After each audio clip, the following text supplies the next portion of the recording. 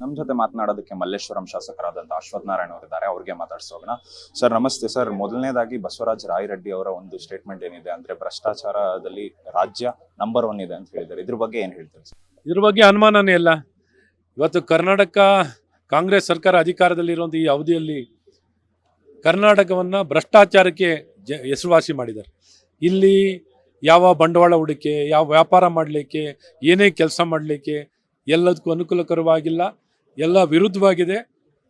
ಅಭಿವೃದ್ಧಿ ಇಲ್ಲ, ಆಡಳಿತ ಇಲ್ಲ, ಜನವಿರೋಧಿಯಾಗಿದೆ, ಕಾನೂನು ಸುವ್ಯವಸ್ಥೆ ಸಂಪೂರ್ಣ ಹಾಳಾಗಿದೆ.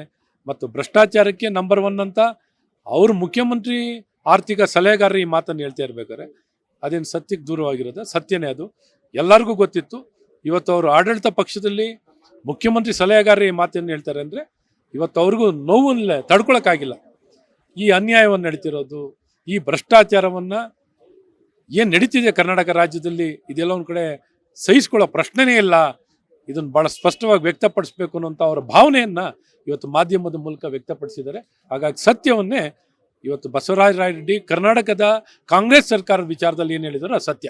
ಸರ್, ಎಲ್ಲೋ ಒಂದ್ ಕಡೆ ಈ ರೀತಿಯಾದ ಹೇಳಿಕೆಯನ್ನ ಸರ್ಕಾರದಲ್ಲಿ ಇದ್ದಂತವರೇ ಕೊಟ್ರೆ ಸಾಮಾನ್ಯ ಜನರಿಗೆ ಇದು ಯಾವ ರೀತಿಯಾಗಿ ಎಫೆಕ್ಟ್ ಆಗುತ್ತೆ? ಅಂದ್ರೆ ಎಲ್ಲಿ ಅಭಿವೃದ್ಧಿ ಆಗ್ತಿದೆಯೋ ಇಲ್ವೋ ಅಂತ ಸಾಮಾನ್ಯ ಜನರು ಮೊದಲಿಂದನೂ ಪ್ರಶ್ನೆ ಇದೆ. ಸಾಮಾನ್ಯರಿಗಂತೂ ಬಹಳ ಸ್ಪಷ್ಟವಾಗಿ ಅರ್ಥ ಆಗಿದೆ, ಈ ಕಾಂಗ್ರೆಸ್ ಸರ್ಕಾರ ಅಂದರೆ ಭ್ರಷ್ಟಾಚಾರ ಸರ್ಕಾರ ಅಂತ.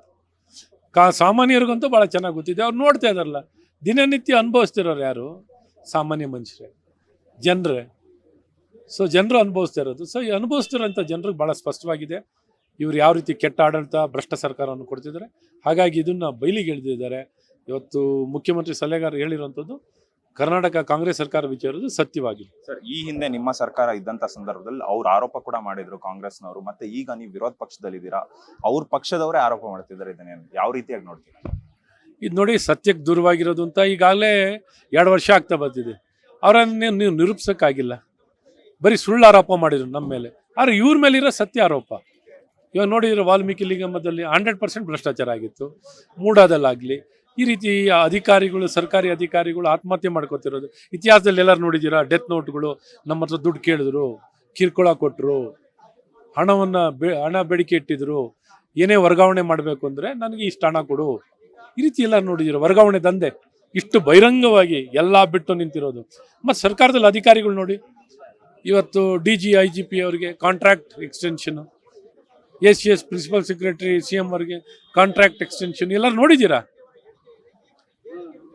ಅಧಿಕೃತವಾಗಿ. ಸೊ ಈ ರೀತಿ ಸರ್ಕಾರ ಎಲ್ಲವನ್ನು ಬಿಟ್ಟು ನಿಂತಿದೆ. ಇದಾಗಿತ್ತು ಶಾಸಕರಾದಂತಹ ಅಶ್ವಥ್ ನಾರಾಯಣ ಅವರ ಮಾತುಗಳು. ಕ್ಯಾಮರಾ ಪರ್ಸನ್ ವಿಶ್ವನಾಥ್ ಜೊತೆ ಓಂ ವಿವೇಕ್, ಆದಿತ್ಯ ಕಾರ್ಲೇಕರ್, ಅಶ್ವವೇಗ ನ್ಯೂಸ್, ಬೆಂಗಳೂರು.